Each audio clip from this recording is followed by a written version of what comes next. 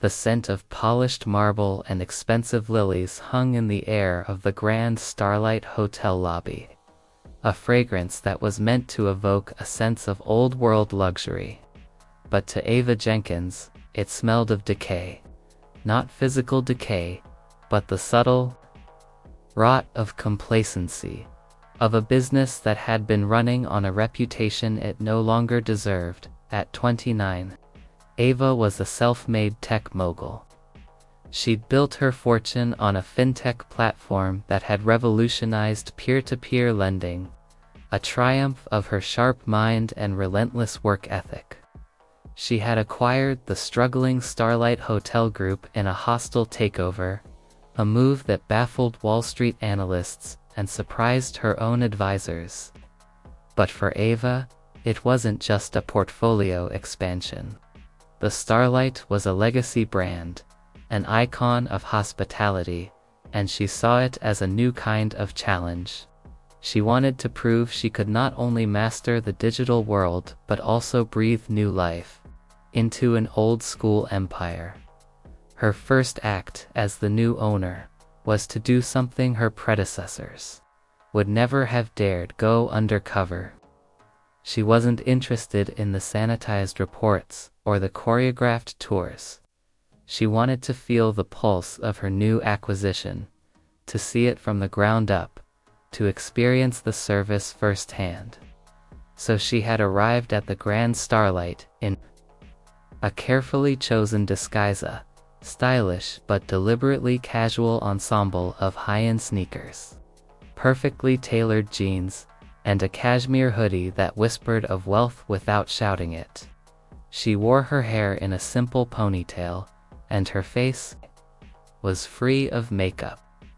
She was just Ava Johnson, a prospective guest with a reservation for a luxury suite. She walked towards the front desk, a symphony of murmurs and the soft clink of champagne flutes from the adjacent lounge. The desk was manned by 2 employees. One was a young, nervous-looking woman who quickly averted her eyes when Ava approached. The other was a man whose starched uniform and tightly coiffed hair announced his self-importance. This was Richard Thorne, the hotel's senior operations manager, a man who had been with the Starlight for 25 years and believed himself to be the living embodiment of its prestige. Richard's gaze swept over her, a slow, disdainful journey from her shoes to her face. His smile, which was probably supposed to be welcoming, was a thin, judgmental line. He cleared his throat. "Can I help you?" he asked, his voice a smooth, icy baritone. The question was a formality. His tone said he already knew the answer was no. "Hi, I have a reservation under the name Johnson," Ava said, her voice a calm contrast to the simmering tension in the air. Richard's fingers danced across his keyboard. "Johnson," he repeated, drawing out the syllables as if tasting something unpleasant. "First name, Ava." He typed again, then paused. His fingers stilled. He let out a small scoffing chuckle. "I'm sorry, ma'am. I'm afraid we have no reservation under the name Ava Johnson. Perhaps you have the wrong hotel. The Hampton Inn is just 2 blocks down." The last sentence was delivered with a smirk, a calculated jab at her appearance. Ava stepped out of the vehicle and straightened her shoulders. She was still in her hoodie and jeans, but she held herself with the authority of a queen returning to her throne.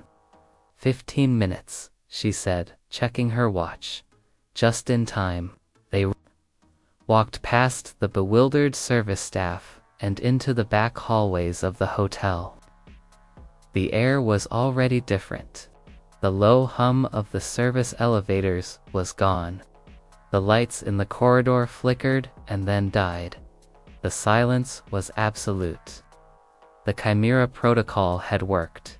They pushed through a fire door and emerged into the chaos of the lobby. It was a scene of utter confusion. Guests were milling about, their phones held to their ears, complaining about the sudden loss of Wi-Fi and the fact that their keycards no longer worked. The computer systems at the front desk were dark, their screens blank. The POS terminals and the lounge were down, and the hotel was now operating on cash only. A concept so foreign to them it was like a new language. And at the center of it all was Richard Thorne. He was on the phone, his face red, shouting into the receiver. "What do you mean the system's been taken offline? This is a server-wide outage. It's an emergency. Who the hell is Chimera, and why can't you bypass it?" He hung up, his hands shaking, and looked up, his eyes wide with a combination of panic and disbelief. And then he saw her. He saw the same woman he had just had kicked out, but now she was not alone. She was surrounded by a phalanx of silent, powerful-looking people in suits. He took a step back, his face draining of color. "You," he whispered, as if seeing a ghost. "What have you done?" Ava didn't say a word. She simply held her gaze. Her head of legal, Valerie, a formidable woman in her late 40s, stepped forward. She was a master of the corporate takedown, and her voice, calm and cutting, was a weapon. "Richard Thorne," Valerie said, holding up a file. "I have a legal injunction here. As of 15 minutes ago, all of your authority over this property has been terminated. You are no longer an employee of the Grand Starlight Hotel. Furthermore, your keys, company phone, and access cards are to be surrendered immediately. You are to be escorted from the premises." Richard's jaw dropped. "What? This is insane. You can't do this. I'm the senior operations manager. I've been here for 25 years. I know the owner. This must be a mistake." "There's no mistake," Ava said, her voice now a low, powerful presence in the quiet lobby. She stepped forward, her every movement deliberate and commanding. "The owner is standing right here." Richard's eyes widened in a profound, horrifying realization. He looked at her simple clothes, at her quiet demeanor, and then at the team behind her. The arrogance, the smug condescension, the years of believing he was untouchable, it all came crashing down in an instant. "You," he stammered, his voice choked with disbelief. "You single quotes read ... but how? You had me thrown out of my own hotel, Mr. Thorne," Ava said, the words a hammer blow. "You judged me on my appearance. You chose to be rude and dismissive. You chose to be a gatekeeper instead of a host. And in doing so, you proved to me that the culture you have fostered here is rotten. You are a liability. Your 25 years of service mean nothing when they are built on a foundation of prejudice and arrogance." She looked at the young woman who had stood silently by the front desk, watching the scene unfold. "And you," Ava said, her voice softer, "why did you not speak up? Why did you not help me when you saw what was happening?" The young woman, whose name tag read Sarah, stammered, I was afraid, ma'am. He's been in charge for so long. We have to do what he says." "No," Ava said, her voice firm. "You don't. You should have a voice. You should have the courage to do what's right. You will be given a chance to prove that you do." She then turned her gaze to the two security guards who had escorted her out. "And you too. You were instructed to remove a guest who was calmly attempting to resolve a dispute. You did not question the order. You acted with force and without discretion. That is not security, that is thuggery. She then turned to face the entire lobby. Her voice, amplified by the silent chaos of the disabled hotel, now had the weight of an official pronouncement. I am Ava Jenkins, the new CEO of the Starlight Hotel Group. As of this moment, every front desk employee and every security staff member who was on duty during this incident is terminated. You have 15 minutes to gather your belongings and leave the property. This hotel is under new management, and a new era of hospitality is beginning. An era where every guest, no matter their appearance, is treated with respect and dignity. An era where every employee is judged on their merit, not their obedience to a toxic and prejudiced status quo. The silence that followed was absolute. Richard, in a final moment of defiance, tried to argue, but Valerie simply held up the paperwork. And two of Derek's security men stepped forward. He had no choice but to accept his fate. He walked away, a ghost in his own professional life, leaving behind the shattered pieces of his authority. Ava then turned to the remaining staff, the small handful of managers and workers who had not been part of the initial confrontation. They were scared, but they also looked hopeful. She addressed them with a renewed sense of purpose.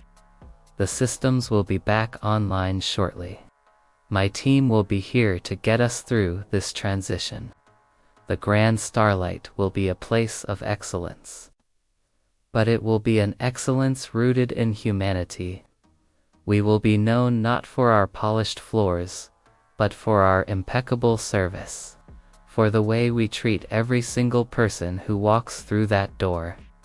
I want you to know that I am here to invest in you, to train you, to give you the tools you need to succeed. But I demand one thing in return: genuine respect, to the guests and to each other. She looked at Sarah, the young teller who had been so afraid.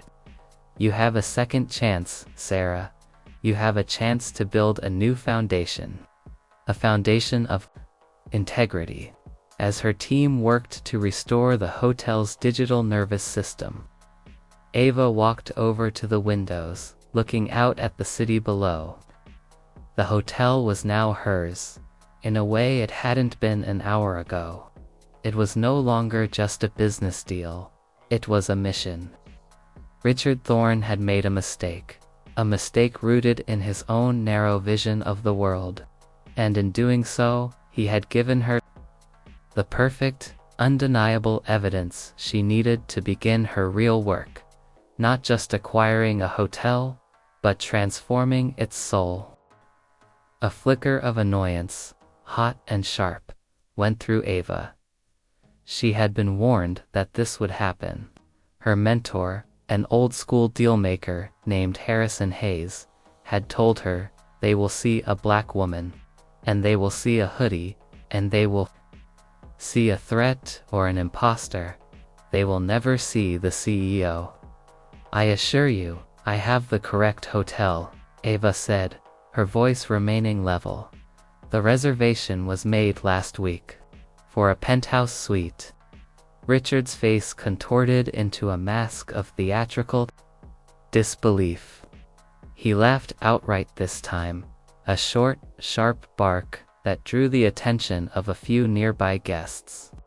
A penthouse suite, you say? With all due respect, ma'am, I find that highly improbable. The penthouse is reserved for our most discerning clientele. And I can tell you, none of them arrive looking like ... well, like you. The quiet lobby suddenly felt very loud. Ava felt a profound sense of insult, not for herself, but for the countless others who had likely faced the same prejudice in this very spot. Richard was not just being rude. He was actively discriminating. "I can show you my confirmation number," she said, her voice a shade colder. "There's no need," Richard said, his tone now one of finality. He leaned forward, his polished facade cracking just enough to reveal the ugliness beneath. "This is a 5-star establishment. Our brand is built on a certain image, a certain level of decorum. We have standards. And frankly, your presence is disruptive. I must ask you to leave. Now." Ava stood her ground, her jaw tightening. The moment had passed from a simple test into a matter of principle. "I am a paying guest. I have a right to be here. I am not leaving." Richard's eyes went wide with a mixture of outrage and self-righteousness. "So you're choosing to be difficult. Very well. I won't have this security," he bellowed, his voice echoing in the quiet lobby. Two large men in dark blazers, the hotel's security guards, materialized from the shadows near the entrance. They looked at Richard, then at Ava, their expressions unreadable. Richard pointed a furious finger at her. "This woman is trespassing. She's causing a disturbance. Escort her off the property immediately." The guards hesitated for a second, then moved towards her. They were big, well-trained men, and they approached her with a quiet, professional menace. One of them gently but firmly took her arm. "Ma'am, please come with us." Ava did not resist. To do so would have escalated the situation unnecessarily, and potentially endangered herself. She allowed them to guide her, the humiliation burning in her throat like acid. As they walked her towards the massive glass doors, she caught a glimpse of Richard's face, a smug, victorious smirk that said he had won. He had kicked her out of her own hotel, and he had no idea of the reckoning that was coming. The moment the doors swung shut behind her, the icy calm she had maintained shattered. The heat of the midday sun hit her face, but it was nothing compared to the fire that raged within her. The shame and anger were profound, but they were quickly replaced by a cold, surgical focus. This wasn't just about her. It was about the culture that had allowed this man to treat her this way, the culture she had just bought and was now going to burn to the ground. She reached into her pocket and pulled out her phone. It was a nondescript, black device, but it was not a standard phone. It was an encrypted satellite communicator, a secure tool of her trade. She had told her team she would be incommunicado for the day, but a situation like this demanded a change of plans. She tapped a single contact, the one labeled Legal and Acquisitions. "Valerie," she said, her voice a low, dangerous growl. "Execute protocol, Chimera, now." Valerie, her head of legal, was a genius in her own right, a woman who understood Ava's shorthand. Chimera was a code name for a full, systemic shutdown of an acquired business's core infrastructure. It was the nuclear option, reserved for emergencies. "Chimera." Valerie's voice was shocked. "Ava, is everything all right? What's going on?" "No, it's not all right," Ava said, her voice devoid of emotion. "They just had me thrown out of the Grand Starlight lobby. I want every system in that building frozen. Every single transaction. Every door lock. Every reservation. I want the whole place to go dark. No one in, no one out. Do it. 15 minutes. She ended the call and immediately dialed another number, this one for her head of operations. "Derek," she said, "get the security team. Meet me at the Grand Starlight loading dock. I need a full team in 15 minutes. I'm going back in.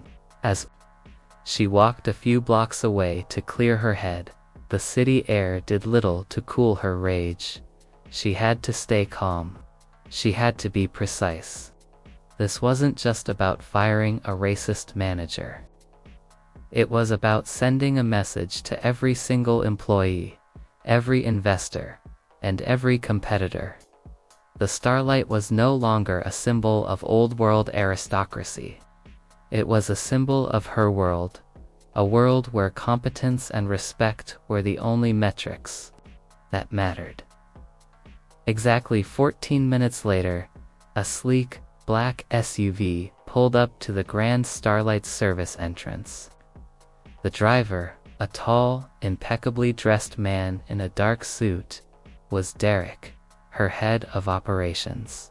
He opened the back door for her. 2 other SUVs were right behind him, filled with her best people, cybersecurity specialists, corporate lawyers, and a few men who looked like they were capable of more than just legal paperwork.